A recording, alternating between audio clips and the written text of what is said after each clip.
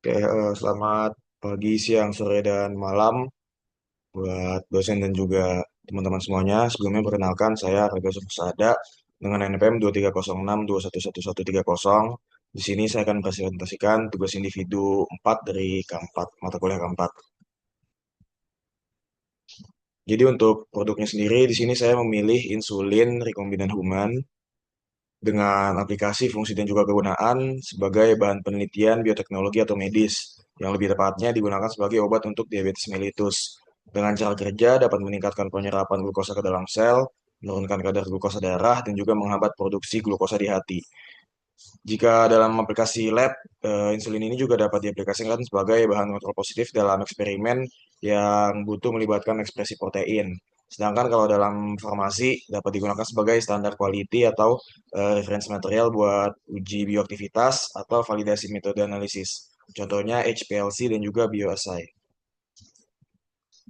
Oke, untuk identifikasi bahannya sendiri, jadi insulin rekombinan human ini punya nama lain rekombinan DNA origin, rDNA, dan R-Hunsulin.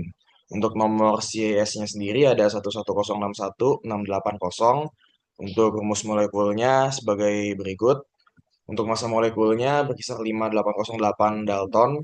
Dan untuk bentuk fisiknya dia berbentuk serbuk atau larutan bening jika dalam buffer, tidak berbau dan juga dapat larut dalam air.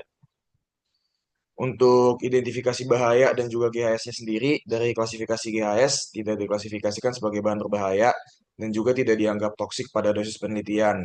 Untuk pencegahannya sendiri,